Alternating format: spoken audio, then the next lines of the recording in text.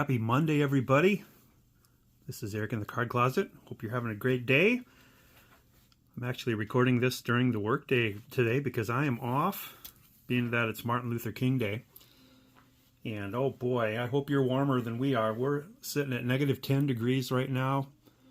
Wind chill is negative 20 something. But I'm nice and warm and cozy in the house. Thankfully nowhere to go. And getting a video out here. I want to start with our Mystery Man of the Day, being episode 487. It was hard to find a guy with 487 of anything, so I had to resort to slugging percentage. There's always somebody with a slugging percentage of every number you're looking for. So this guy had a slugging percentage of 487. Let's see if you can figure out who he is. The one clue, and let me know if you get it on this one clue. There's one clue that I think will give it away. He has 3 batting titles in 3 different decades.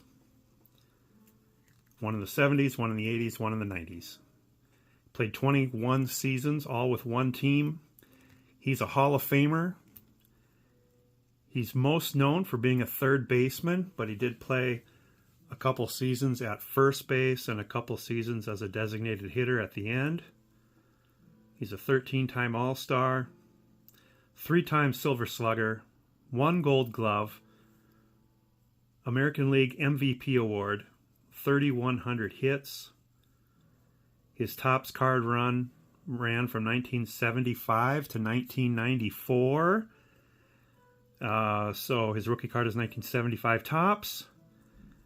He had some special cards in 77 Topps. He was on a record breaker card, batting leaders card, and a big league brothers card with his brother Ken. 1981 Topps, he was again on the batting leaders card and on a card commemorating the American League Championship Series. 1982, 1983, 1984, 1985, 1986, he was on All-Star cards. And then jumped to 1991 Topps, he's on a record breaker card. Let's see if you got him. Let me know in the comments. Mr. George Brett. So this is his 1994 card, but if you are familiar with his 1994 card, this is a horizontal layout of that card because it's a pre-production sample. It says design and photo selection subject to change. I think I got these pre-production samples in my 1993 Topps factory set. They were giving us a hint what 1994 was going to look like. And his 1994 card is this photo, but it's cropped portrait rather than landscape. So, George Brett, Mr. 487. Going to sit in on the proceedings. So today is going to be a little tribute to a player who, as of a couple weeks ago, became the last Major League Baseball player alive who played in the 1940s. So there had been 2 for a while. Tommy Brown just passed away a couple months ago at the age of 97. And this 99-year-old is now the last player to have played in the 1940s. Do you know who he is right off? That honor for the 1930s went to Red Sox great Bobby Doerr. I'll give you a hint. This is not a no-name player. You know, I was afraid that, you know, in the 1940s there were a lot of fill-in players during the war. But this guy had a nice 16-year career. Went 119 and 99. First 5 or 6 seasons he was a starter, then he was converted to a reliever. Well, I'm not turning this into a trivia. Let's show you who he is. It's Bobby Shantz. Alive and well at 99 years old. Born September 26, 1925. So in September, he'll turn 100 years old. And I'm showing him here on his 1961 card, which is with the Pittsburgh Pirates. He is the third oldest living Major League player behind Art Shalleck and Bill Greason. He broke in 1949 with the Philadelphia A's. And this card, as you can see, 1949 Philadelphia. He had a nice career. As you can see, he won 18 games in 1951. But that 1952 season, take a look at that, 24-7, 152 strikeouts, 2.48 ERA. And most importantly, he was the MVP, American League MVP in 1952.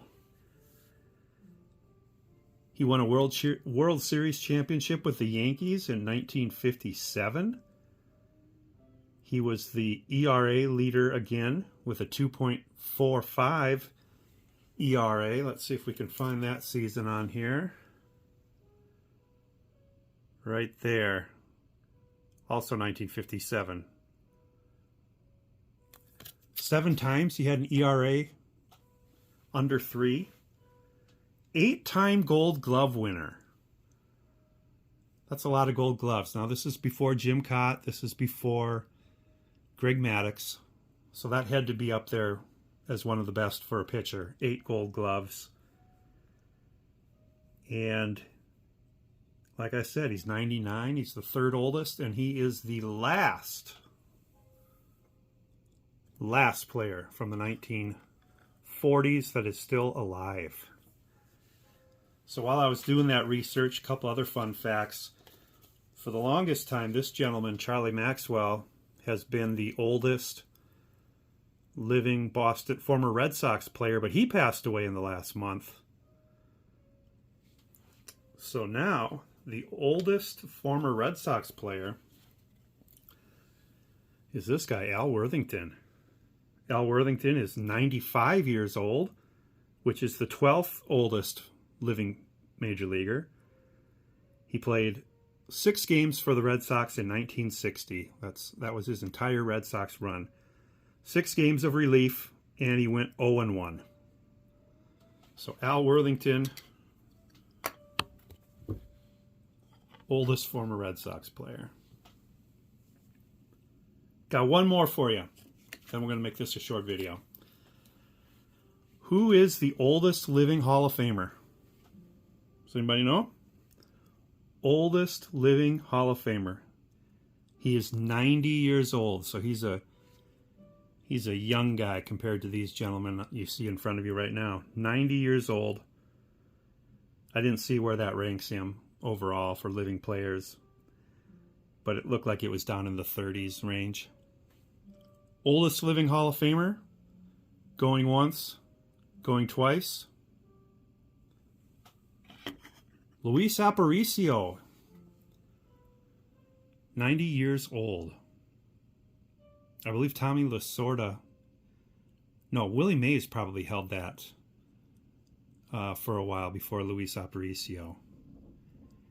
And one more thing, since we're talking about people living and dying, and just want to give a shout out one more time to Lisa Zankevich. I'm sure most of you have seen the video that her niece posted that she passed away 4 or 5 days ago now. And for those of you that knew Lisa, she was just a breath of fresh air. That's the best way I can say it. She was so excited about cards.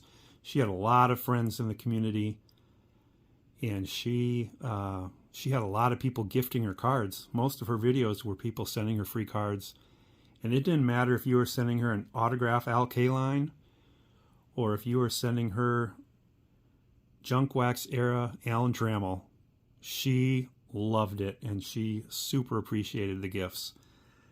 So, sorry to see Lisa go. And with that, I'll end it like she does.